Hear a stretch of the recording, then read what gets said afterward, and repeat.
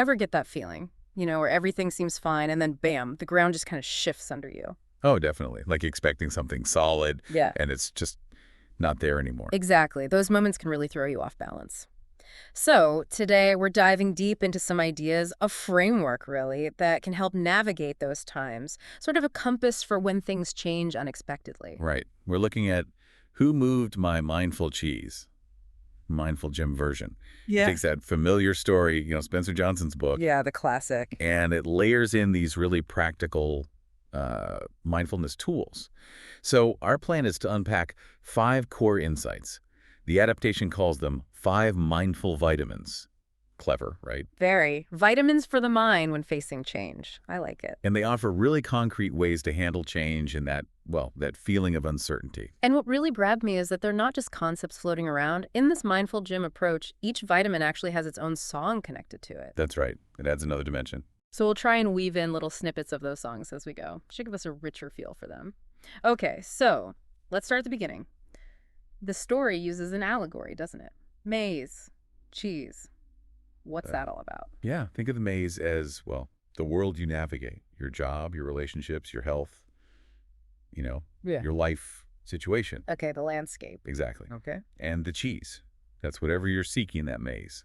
Happiness, security, success, love, whatever nourishes you or makes you feel fulfilled. Got it. And there are different characters reacting to this missing cheese. 4 main ones. You've got Sniff, who senses change early. Scurry, who just takes off, springs into action immediately. Then there's Hem, Ah, Hem. the resistant one. Yeah, Hem clings to the past, gets kind of stuck. And finally, Ha. Ha is the interesting one for our purposes. He starts out hesitant, like Hem, but he learns to adapt. He evolves. And it's Ha's journey, right? Mm. How he deals with the cheese being gone. That's where these mindful vitamins come into play. Exactly. He's the one who has to figure things out. And through his struggles, he discovers these helpful ways of thinking. So what's the very first big realization for Ha? The first vitamin? Well, when he first finds the cheese station empty, Station C, he's probably shocked, maybe angry, scared. But then he had this shift. He realizes, I'm not alone. Change happens to everyone. That's the first mindful vitamin. I'm not alone. That's actually quite profound, isn't it? It really is, because change can feel so personal, like it's only happening to you. Right. That isolation can be crushing. Huh. But realizing it's a universal thing. It connects you. It lessens that feeling of being singled out or victimized. The story says this understanding gave Ha the strength, the courage to even start looking for new cheese. That makes sense. It moves you from why me to, okay, this happens, what now? Uh-huh. And you mentioned songs. We found this YouTube link for the 5 original Mindful Gym vitamin songs. Let's hear just a tiny bit for I'm Not Alone. Great idea. Audio snippet cue. Play a short piece of I'm Not Alone. See, even just a little bit.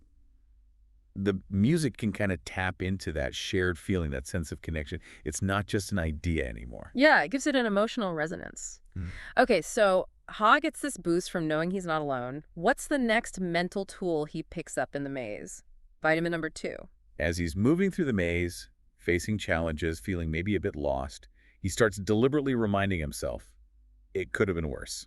That's the second mindful vitamin. It could have been worse. So focusing on perspective. Exactly. It's about perspective shifting. Even when things are tough, you can usually find something that's still okay, or acknowledge that the situation isn't the absolute worst-case scenario. It's like actively looking for the silver lining, or maybe just acknowledging it's not pure darkness. Yeah. Shifting from what's gone to what's left. Precisely. Or even what potential disasters you've avoided. It cultivates a little bit of gratitude, even in difficulty. The text says this helps Ha keep his energy up, keep some optimism going. Right, stops you spiraling downwards. Let's hear the snippet for It Could Have Been Worse. Audio snippet cue. Play a short piece of It Could Have Been Worse. Again, it's not about pretending things are great. It's about acknowledging the full picture, the good alongside the bad, or perhaps the bad alongside the not quite as bad as it could be. Definitely gives a sense of grounding. Okay, so he's got shared experience, he's got perspective, but navigating the maze isn't always going to be easy. There must be really tough moments.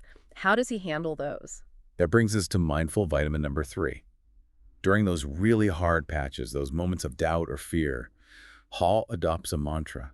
This shall also pass. Ah, the classic wisdom of impermanence. Exactly. Understanding that everything changes, the good times, the bad times, the feelings, the situations. Nothing stays the same forever. That seems crucial for hope, doesn't it? Knowing that even the worst feelings won't last. It stops you from getting totally swamped by a temporary low point. It keeps you grounded. It fosters resilience. Let's listen to a bit of the song for This Shall Also Pass. Audio snippet cue. Play a short piece of This Shall Also Pass.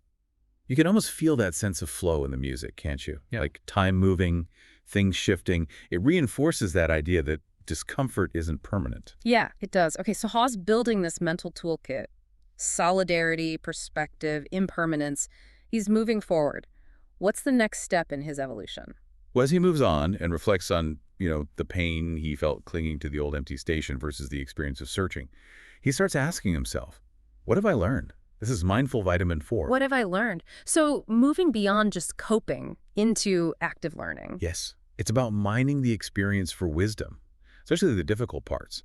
What lessons are here? That feels really empowering, not just surviving change, but actually growing from it. The article pointed out how Ha realized his fear and resistance actually caused more suffering than the change itself. That's a huge insight, isn't it?